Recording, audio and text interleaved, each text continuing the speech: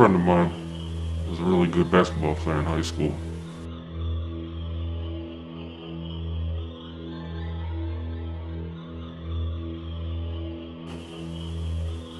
He's so good. He actually gets drafted by a D1 school. He gets a full ride scholarship to a Division I school.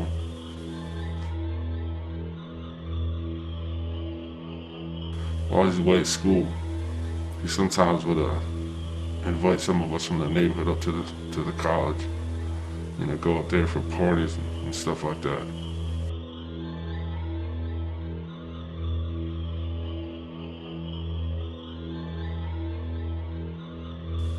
On campus, he was definitely somebody who you could tell was important.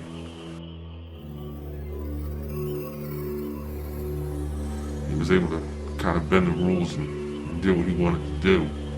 He was able to do things that a lot of the other kids couldn't do just because of how good he was at being a basketball player.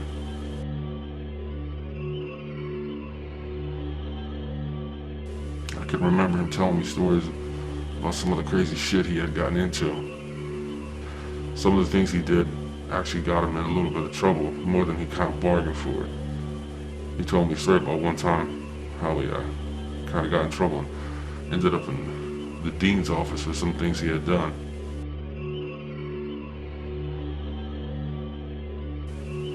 He was told straight up if he wasn't the type of basketball player he was, he would have been kicked out of school.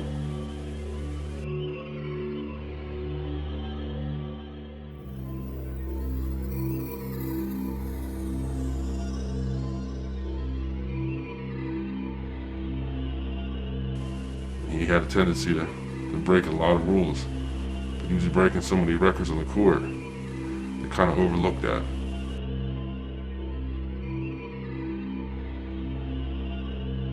He was doing really well in college. There was even talk of him possibly playing in the NBA. There were different scouts that would come around and watch him play.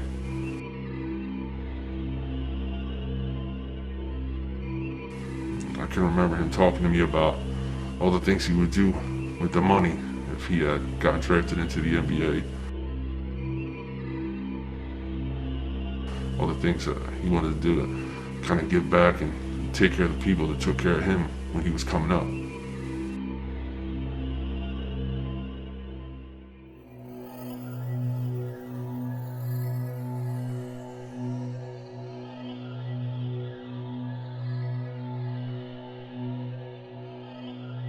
One day he's at basketball practice and actually ends up blowing out one of his knees.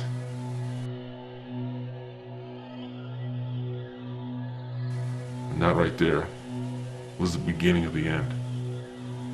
I think when it first happened, he kind of thought it was just going to be another injury. He'd have to kind of sit out for a while he healed.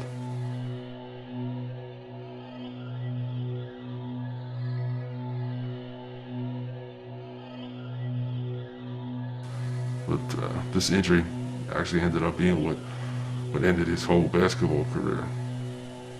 I don't think he realized how bad it was when it initially happened.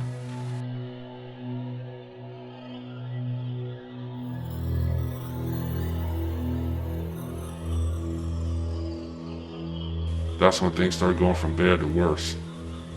Because of the problems with his knee, he actually ended up dropping out of school.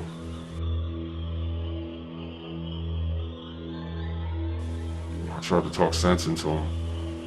I told him he should just finish school even though he couldn't play basketball, but he wasn't trying to hear any of that. So, one thing led to another. He started partying hard and learning the streets.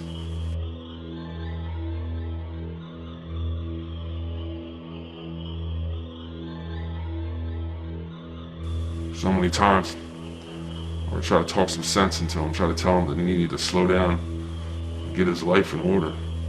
He wasn't trying to hear anything I had to say. He was too busy running the streets. Looking back, it seems like the injury to his knee was the worst thing that could have ever happened to him. He was starting to get so out of control, getting crazy and wild, but just doing stupid shit. I couldn't even hang out with him anymore.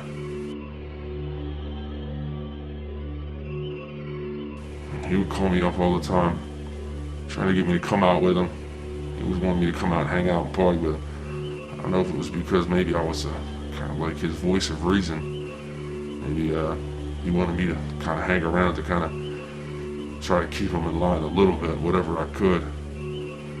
He was just so out of control. He was just so wild. I didn't want any parts of that. I couldn't be around that.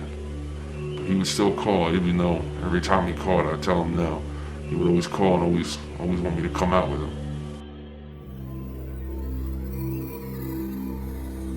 One night, he actually ends up in a car accident, coming home, out partying from some nightclub.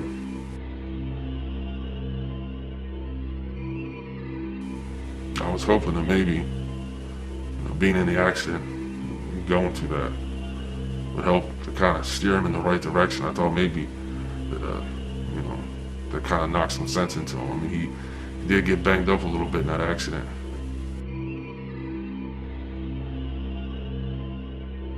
I remember going to visit him in the hospital, and it didn't look too good.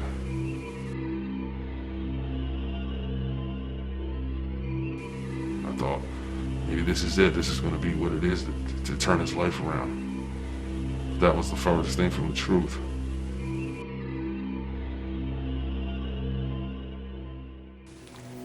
I remember he just got out of the hospital and went right back to doing the same things he was doing before.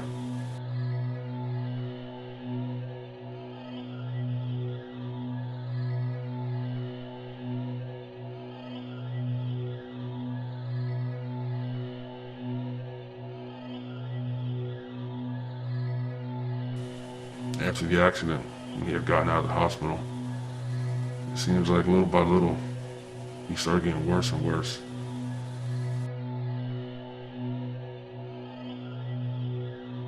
It just seemed like day by day, it was getting worse and worse. So many people, including me, tried to talk some sense into him, tried to get him out of the streets, tried to get him away from the people he was hanging out with, tried to get him away from the things he was doing.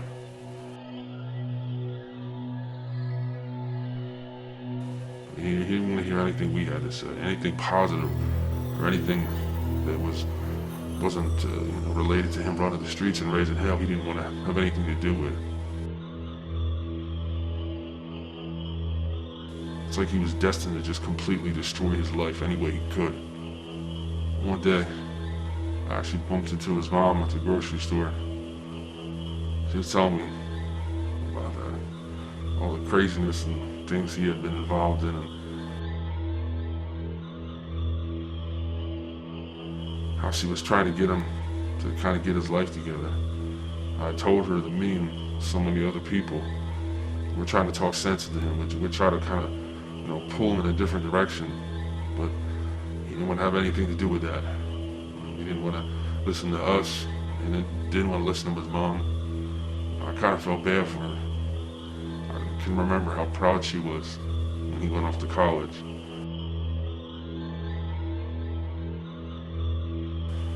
He was going to be the first person in his family to graduate college.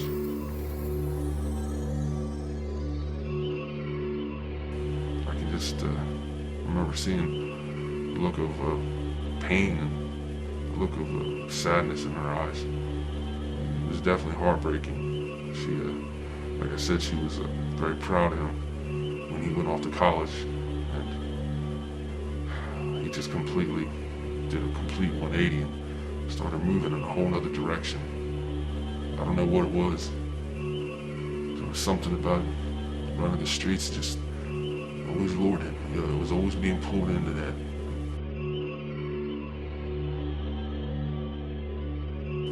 I never understood why. I mean, we didn't come from the greatest of situations when we were kids.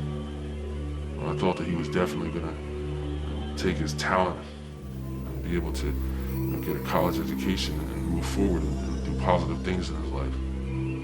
He just did the complete opposite of that. So some time goes by, and he's just completely out of control, running the streets, getting into all kinds of trouble.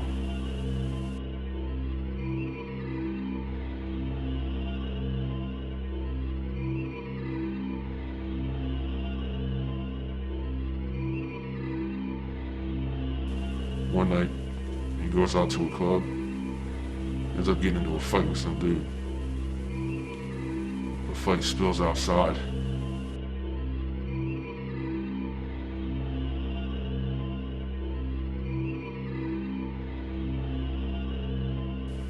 Next thing you know, 3 shots ring out.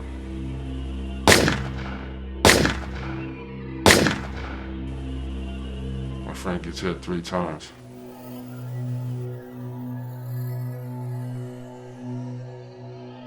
Luckily, he survived. He ends up in the hospital for a couple months, recovering from his injuries. I can remember going to see him. I thought to myself, there's no way that he's going to continue on his path. I mean, this has got to be the wake-up call that's going to completely turn things around for him.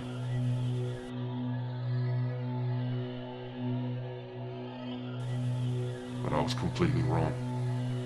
He gets out of the hospital and goes right back to the same old shit he was doing in the streets before.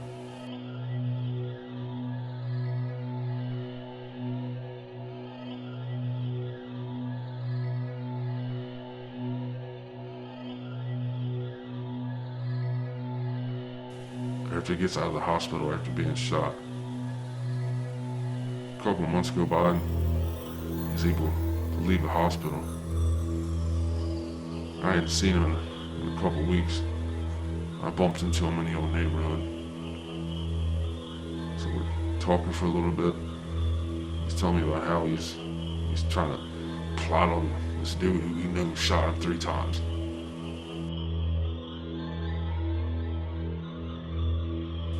He pulls out this gun. He shows me this gun he's been carrying around.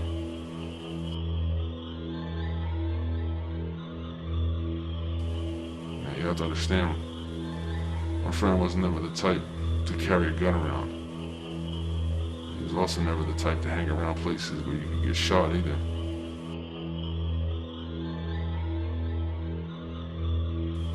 I just remember him showing me that gun. And I looked in his eyes. And I knew he wasn't the same person I knew. And I knew he was far gone. There wasn't any talking, any sense into him at this point.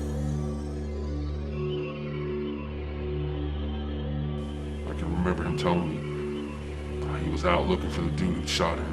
And he knew exactly who it was, and he knew exactly how he was going to do it, what he was going to do.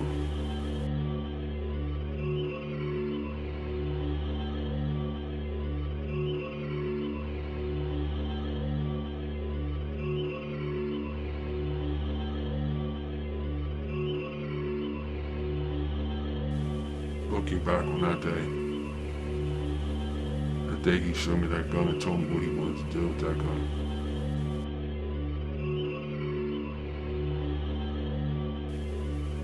I wish I would have talked to him a little bit longer. I wish I would have tried a little bit harder to tell him what he should have been doing.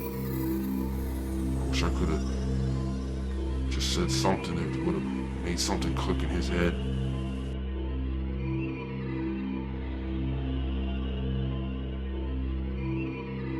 Make him not want to do what he was about to do. I mean, I never thought in a million years that my friend was the type of person that could go out and kill somebody. So I guess part of me was just kind of brushing it off. Thought, he was just trying to be a tough guy, trying to be a gangster or a thug or whatever. But I just didn't think he was capable of doing something like this.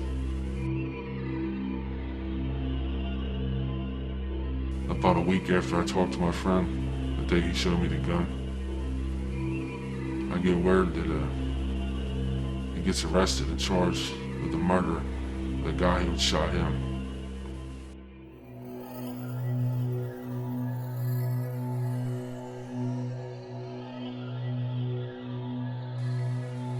Somehow, the cops were able to find this guy's cell phone in the trunk of my friend's car. So my friend, trying to be the show-off, trying to be the tough guy that he thought he was, ends up being cellmates with this dude he thought he could trust.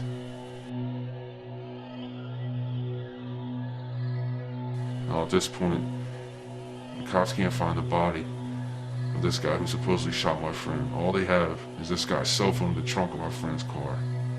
But they have no idea where the body is.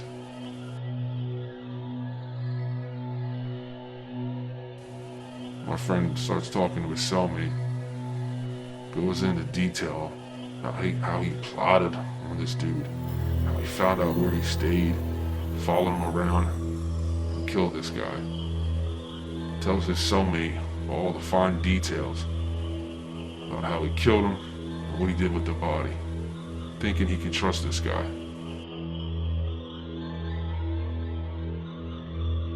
He tells his cellmate about how after he shot and killed this guy, he used the hatchet to chop up the body. Then he told him where he buried the body once he had done all that.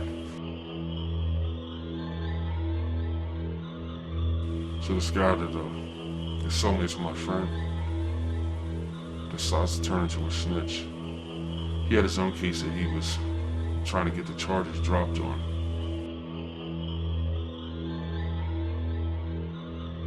He ends up getting in touch with the detectives who are working the case. Tells his detectives everything my friend told him while they were cellmates.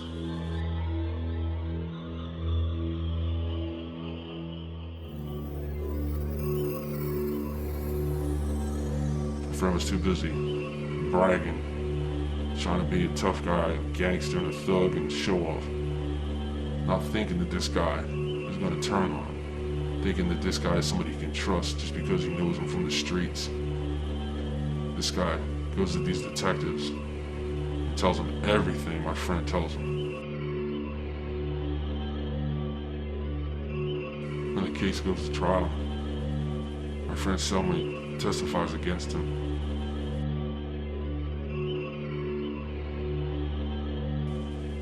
Tells him everything that he had told him while they were in the cell together.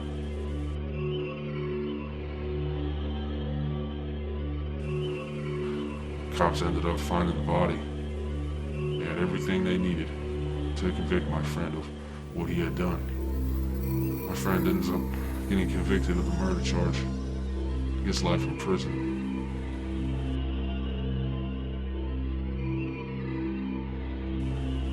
His defense attorney said later, if he hadn't told his cellmate all the things he did, there's a pretty good chance he'd have been found not guilty. So in my sense, it was almost the perfect murder, or would have been. I mean, I don't condone this type of thing, all this wild, reckless behavior. But it just goes to show how my friend really wasn't built for that life.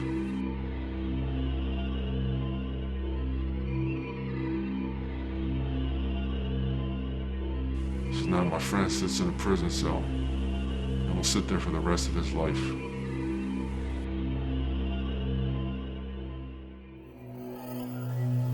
He had everything going for him. Division I school, star on the basketball team, had NBA scouts looking at him. He was on to bigger and better things.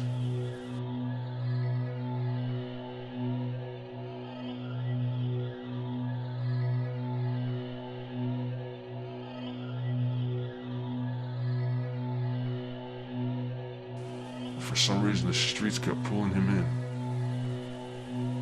And he couldn't get enough of it, man. He loved running the streets.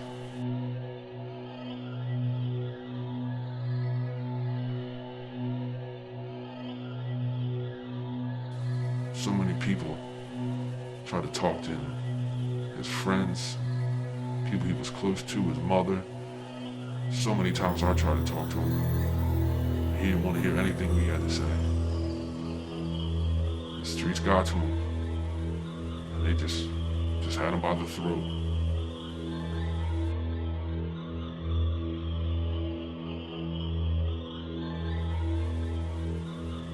And this is another street story that will never die.